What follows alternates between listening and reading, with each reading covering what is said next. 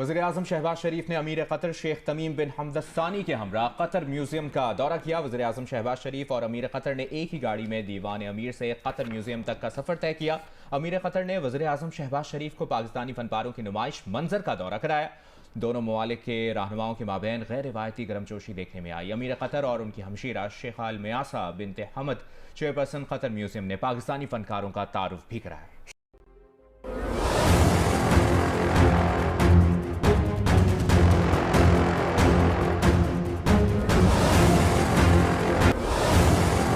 अमीर से one on one मुलाकात के बाद वफूद की सतह पर बातचीत, बाहमी दिलचस्पी के मुख्तलिफ शोबों में ताउन बढ़ाने पर गौर। वजीर आजम ने फलस्तीन के हक में कतर की मजबूत हिमायत और अक़वाम मुत्तहिदा में फलस्तीनियों के हकूक की वकालत पर कतरी अमीर की कोशिशों को सराहा। मुतासरा फलस्तीनियों तक इमदाद की फराहमी यकीनी बनाने पर जोर, कहा गजा में जारी जुल्म को रोके बगैर आलमी अमन मुमकिन नहीं। वजीर आजम ने इलाकाई अमन। नमस्कार दोस्तों, स्वागत है आपका रियल भारत टीवी पे।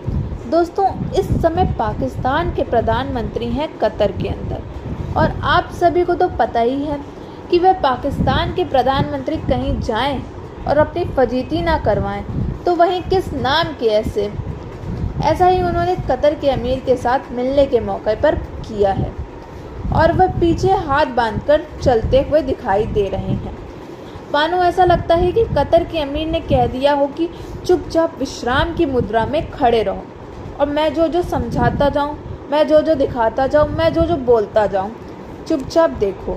तो वहीं पाकिस्तान के प्रधानमंत्री जो हैं, जी हाँ, वहीं पाकिस्तान के जो प्रधानमंत्री हैं वो वैसे ही ठीक कर रहे हैं।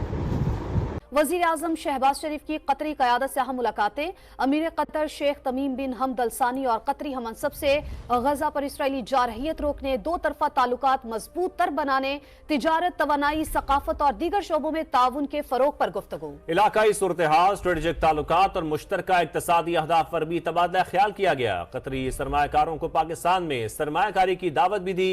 आप ब्रिक्स में जाएं, जब आप मोदी साहब और जयशंकर साहब के दौरों को देखें, you are a global leader. India को कहां से उठा के कहां ले गया, ठीक है। नरेंद्र मोदी एक वही शख्स, ठीक है, वन मैन आर्मी मोदी। देखिए, मैं तो सबसे पहले उनकी इस परफॉर्मेंस पे सलूट करूंगा, उनकी इस कारकर्दगी पे उनको मैं दाद दूंगा कि लाइक वन मैन आर्मी बन के उन्होंने इंडिया की इकोनॉमी को कहां से उठाया, कहां ले गए। फिर उसके बाद आप अमेरिका की सैंक्शंस के बावजूद रशिया से तेल लें। आप कॉन्फ्रेंस में गए हैं जी, और फ्यूचर इन्वेस्टमेंट इनिशिएटिव, जिस तरीके से अपने डिजिटल भारत की प्रोडक्ट्स को प्रमोट करते हैं, जिस तरीके से उन्होंने भारत के रुपए को प्रमोट किया है, जिस तरीके से वो अपने जहां गए हैं मोदी साहब, आज तक उन्होंने कभी डायस्पोरा को निगलेक्ट नहीं किया। इंडिया ते सारा ਤੁਹਾਡੇ कदम थले आना है। ओ ये कब आया? ये ऐसे सिस्टम आपको पता है इंडिया की इकोनॉमी क्या है? ये वैसे छुट्टी तो कल की हो गई, मरियम नवाज साहिबा ने ये ऐलान किया। और मैं आज नवाज शरीफ साहब की तरफ से भी आप सबको हैप्पी दिवाली भी कहती हूँ, आपको दिवाली की मुबारकबाद भी देती हूँ। हम अफगानिस्तान उंगली करके बात नहीं, उंगली करके मैं बात नहीं। ब्रिक्स में जाएं, जब आप मोदी साहब और जयशंकर साहब के दौरों को देखें, you are a global leader, you are a global south leader. आप डिजर्व करते हैं उसको। फिर उसके बाद आप अमेरिका की सैंक्शंस के बावजूद रशिया से तेल लें, आप ईरान की सैंक्शंस के बावजूद तेल लें, दुनिया को आंखें दिखाकर, तो आप ग्लोबल साउथ के लीडर हैं। You can say that you are global south leader. उसके बाद चीमा साहब जिस तरीके से वो अपने उसमें, ये तो एक इस list of things how they can call themselves a global south leader. और इनका मैंने बड़ी डिटेल से पढ़ा है, खासकर इसी, बल्कि मैंने कई चीजें इसके साथ मैंने बता भी दी हैं आपको कि what is in their manifesto of BJP और वर्सेस मैं बल्कि इसको मुसलसल इस तनाजुर से देखता हूं कि कांग्रेस जो है वो लेबर पार्टी है, डेमोक्रेट पार्टी है, और BJP is a business friendly, he start looking smaller, he's larger, he is a larger leader। Gandhi का कहा जा सकता है कि he is a modern period Gandhi मेरा ख्याल में। लेकिन उसमें मैं खुद उस पे मेरा खुद आई एम सरप्राइज्ड कि जो आपने बात की है वो भी हक बजाना है। जब बात करते हैं लीडरशिप की, जब इनके मैनिफेस्टो के अंदर बात की जाती है फर्स्ट रिस्पॉन्डर की, जब इसमें बात की जाती है कि नेबर्स के ही, मैं ये नहीं कहूंगा कि पाकिस्तान ने मिस्टेक्स की हैं, no they are biting Pakistan as well. वो आज की बात नहीं है। वो रशिया जब आया था अफगानिस्तान में, तो उस वक्त की एक गलती है, मैं समझता हूं सबसे बड़ी, कि उस वक्त हम लोगों ने अपने प्रिकॉशन नहीं लिए, और मेरे पाकिस्तान के, मेरे मादरे मिलत के मेजॉरिटी जो डिसीजन मेकर हैं, वो नेशनल इंटरेस्ट पे पर्सनल डिसीजन लेते हैं। मैं एक गलती की मिसाल दूंगा, अफगान महाजरीन ईरान मेजॉरिटी माए बच्चों को आज भी डराते हैं, और पठान और कोचा आ गई बाहर गली अंदर आ जा। तो वो एक और किस्म की कौम है, उनके डीएनए कुछ और हैं, हमारे डीएनए कुछ और हैं, हमारी गलतियां हैं, हम आज भी सोच समझ नहीं रहे बिल्कुल। जिस पे आज एक स्टेटमेंट बहुत बड़ी आई है हमारे सबसे बड़े ताकतवर डिपार्टमेंट की तरफ से, कि जो यहाँ पे पाकिस्तान में कुछ ऐसे अनासर हैं जो प्रोपेगेंडा कर रहे हैं एस्टेब्लिशमेंट के खिलाफ। बिल्कुल ये कब आया? ये ऐसे सिस्टम आपको पता है इंडिया की इकोनॉमी क्या है? ये सब आपको पता है? से आपकी बातें सुन रहे हैं, आपको इतना करेज हौसला ईमान है, आप कश्मीर में जाए जिहाद क्यों नहीं करते?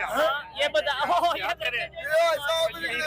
कश्मीर में जाए आप जिहाद करें। आपने बोला कि इंडिया कदमों में होगा, हम ऐसी सोच क्यों? हम ये कहेंगे हम ऊपर चले जाएंगे, इंडिया को कदमों में लाने के चक्कर में खुद ना नीचे आ जाए, हम ये सोच। नरेंद्र मोदी साहब ने पाकिस्तान को ये चांस दिया था, उन्होंने कहा था कि 5 साल जो हुकूमत, दौरे हुकूमत के हैं, आप अपनी अवाम पर लगाएं, आप अपने मुल्क पर लगा लें, और वही 5 साल मैं अपने मुल्क पे लगाता हूँ, अपनी अवाम के ऊपर खर्च करता हूँ।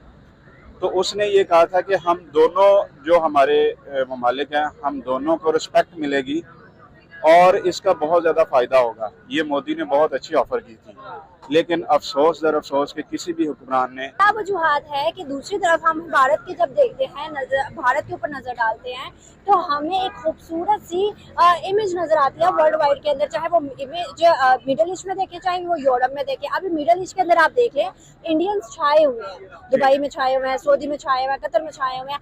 क्यों? क्या वजूहात है? जहाँ पाकिस्तानी थे पहले, अब वहाँ हर जगह इंडियंस आ गए, क्यों? देखिए, नरेंद्र मोदी साहब ने पाकिस्तान को ये चांस दिया था, उन्होंने कहा था कि ये देखें, इसके बावजूद भी हमने उसको इनकार कर दिया था नरेंद्र मोदी को, उसके बावजूद भी उसने इनफरादी तौर पे अपने मुल्क के ऊपर 5 साल लगाए हैं, वो लगा भी रहा है। अब जैसे कि अभी मेरे एक नेबर में बच्चा है, वो माशाल्लाह काफ़ी पढ़ा लिखा है, उसने मुझे ये रिसेंटली बात बताई है कि इंडिया पे एक बंदा है, उसके साथ मेरी लड़का है, उसका एज फेलो है, उसके साथ कहीं फेसबुक पे या कहीं पे बात हुई उसके साथ, तो उसने कहा कि यार आपका जो नरेंद्र मोदी है ये आज आपने बताया है कि मोदी को इतना ज्यादा पसंद किया जाता है इंडिया के अंदर, और वर्ल्ड वाइड के अंदर भी हम देखते हैं कि बड़ी अच्छी इमेज है उसकी। अब पाकिस्तान में एक इमेज बनाकर दिखा दिया गया है कि वो एंटी मुस्लिम और एक दहशतगर्द है, या फिर वो एंटी मजहब है मुस्लिम्स का, ये जो भी इस तरह से। तो सर, आपको क्या लगता है कि हमारे अंदर ये नफरत के चीज़ें, या हमारे अंदर ये जो नफरत है कीड़ा इंजेक्ट किया गया है, ये क्यों किया गया है? क्या वजूहात है इंडिया से हमें इतना ज़्यादा दूर किया जा रहा है? कि मेरी औलाद को मेरी उम्मत मार देगी। अब बुनियाद जब आप पकड़ेंगे ना, तो आपको पता लगेगा मुसलमानों की इमेज क्यों खराब हो रही है। उस दिन से लेके मैदान करबला से लेके आज तक हमारी इमेज जो है वो इसी वजह से खराब हुई है कि हम मुस्लिम जो हैं। अब देखिए, इंडिया की बात मैं आपको बताने लगा हूँ, माफ़ी चाहता हूँ, कड़वी बात है, बुरा ना मानिएगा। अवाम से भी रिक्वेस्ट करूँगा, अगर अवाम में मेरी बात सुने तो अवाम से भी रिक्वेस्ट है, प्लीज़ कोई फतवा भी ना लगाए। और हमारे दूसरे मुल्क के साथ, अगर गैर मुस्लिम जो ममालिक हैं उनके साथ तल्लुकात हमारे अच्छे ना हो, लेकिन हमारे जो इस्लामी मुल्क हैं उसके साथ हमारे अच्छे खासे तल्लुकात होने चाहिए, ताकि मुश्किल वक्त साथ वो भी हमारे साथ अच्छे, वो हमें रिस्पेक्ट दे सकें और हम उन्हें दे सकें। दोस्तों, जैसा कि आप सभी को पता है कि पाकिस्तान के प्रधानमंत्री दिवाली के मौके पर बहुत सारी उम्मीदें लेके मुस्लिम देश उम्मा के देशों में घूम रहे हैं। सऊदी अरब ये गए थे। सऊदी अरब ने इनसे पहले कहा कि हम तुम्हें $2.2 बिलियन देंगे। फिर सऊदी अरब ने अब की बार दौर में कह दिया कि चलो $2.2 बिलियन नहीं, $2.8 बिलियन हम तुमको देंगे। पर ये कब देंगे, ऐसा उन्होंने नहीं बताया। यही देखकर पाकिस्तान के जो प्रधानमंत्री हैं उनका चेहरा उतर गया था। वो फिर लौट करके गए कतर। अब कतर में उनका 2 दिन का दौरा है, जहाँ पे कतर के अमीर से जब वो मिले तो उन्होंने हाथ अपने पीछे बांध लिए और पीछे बांधते हुए दिखाई दे रहे हैं। ऐसा लग रहा है कि जैसे कतर के जो अमीर हैं उन्होंने कह दिया हो कि तुम चुपचाप विश्राम की मुद्रा में खड़े रहो और मैं जो कहता जाऊँ, मैं जो बोलता जाऊँ, मैं जो करता जाऊँ, वो चुपचाप सुनते रहो तुम, और वो फॉलो करते रहो चुपचाप, और तुम्हें अपनी तरफ से कुछ भी करने की कोई आवश्यकता और ज़रूरत बिल्कुल नहीं है। दोस्तों, अगर आपको हमारी वीडियो अच्छी लगी हो तो like, share and comment and subscribe please.